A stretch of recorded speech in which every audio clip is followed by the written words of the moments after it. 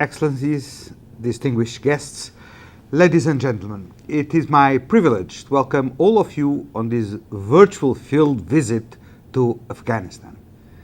While security and the pandemic make it difficult to physically travel to Afghanistan right now, we will be taking you there over the next 3 days using technology, online platforms, pre-recorded videos, images, and live streams from inside the country. We will take you on a journey to Kabul and several other regions to meet with and speak to the people we serve, some of our more than 600 personnel on the ground and our government partners. Afghanistan is facing a critical turning point in its history. At the opening of this virtual visit, the withdrawal of international troops is almost complete, and Afghanistan faces a highly uncertain immediate future. This is why your virtual visit is so timely. If we want to see positive outcomes achieved in Afghanistan, it will require our collective, concerted, and sustained efforts. Peace, human rights, especially women's rights, and the environmentally sustainable prosperity for Afghanistan, and which will enable safe and dignified migration, are all top priority for us, and we hope they are for you too. Migrants and returnees have played a crucial role in the history of Afghanistan, and they will continue to do so into future. Afghanistan is a country characterized by highly mobile populations, both inside and across its borders. It has always been a country on the move, but right now, it is also a country at the brink of what could be a perfect humanitarian storm. While we remain hopeful that the inter-Afghan negotiations will result in a just and sustainable peace, the security situation continues to rapidly deteriorate, once again driving people to flee for safety. Well into its fourth decade of war, insecurity is a constant in Afghanistan. As the writer Nadim Aslam described it, even the air of this country has a story to tell about warfare. It is possible here to lift a piece of bread from a plate and following it back to its origins, collect a dozen stories concerning war, how it affected the hand that pulled it out of the oven, the hand that needed to know how war impinged upon the field where it was grown.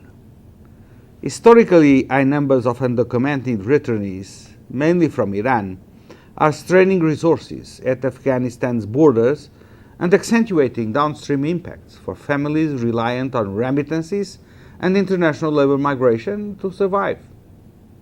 At the same time, conflict and rapidly deteriorating economic conditions continue to drive migration from the country. Irregular migration from Afghanistan has historically been a key dynamic along Afghanistan's long land borders.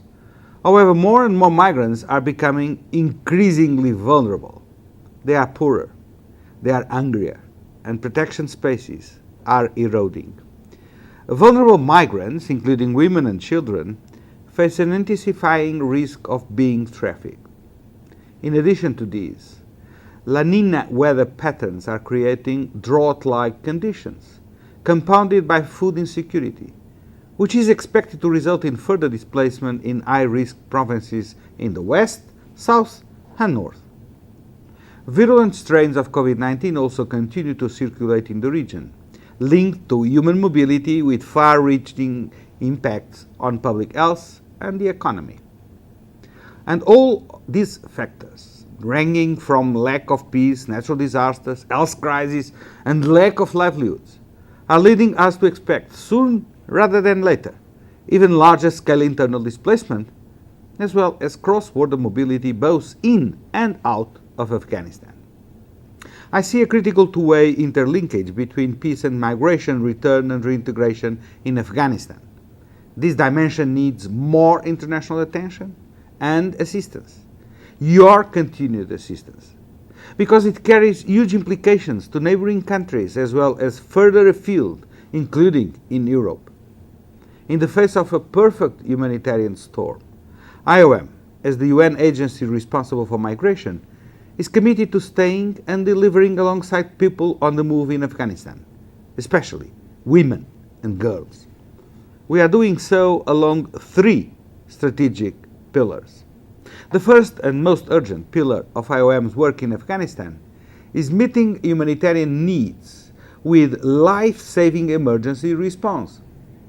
The challenges of this year are already demanding scaled-up emergency response at the borders and across the country.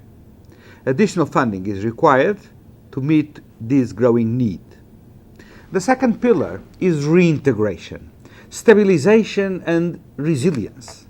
The effective reintegration of returning Afghans into communities and the stabilization and resilience of those communities will be critical for future social cohesion and, of course, peace building.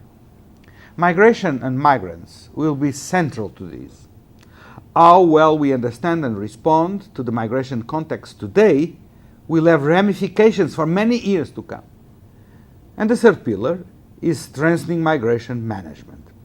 Let us not forget that the people of Afghanistan are the best architects to build solutions to the woes of their country. Regular labor migration pathways will be important to increase overseas remittances that will strengthen the country from the economic point of view. It is important not to underestimate the contribution that can be made to peace building and economic prosperity by the Afghan diaspora, including refugees, through international and regional trade cooperation. We are very pleased that the Honourable Minister of Labour and Social Affairs, Mr. Bashir Tahant, will be joining us on day 3 of the visit to discuss some of these in more detail. Over the next 3 days, we welcome you on this virtual journey through Afghanistan to see our work across these 3 pillars. It is now approaching the height of summer in Kabul, with temperatures averaging over 33 degrees Celsius during the day, and it is much hotter and lower at altitudes in other provinces, sometimes up to 40 degrees in the deserts of Kandahar. I hope you packed appropriately. To be clear, and as a final word, now is the time to redouble our efforts to stay and deliver for the people of Afghanistan, and to never lose sight of the goal: an Afghanistan where women's rights are respected, where Afghans can choose rather than be pushed to migrate, and where those who currently live abroad in fear should be free to return and contribute to the country of their birth in order, safety and dignity. I thank you and wish you all a safe and fruitful journey and insightful 3 days.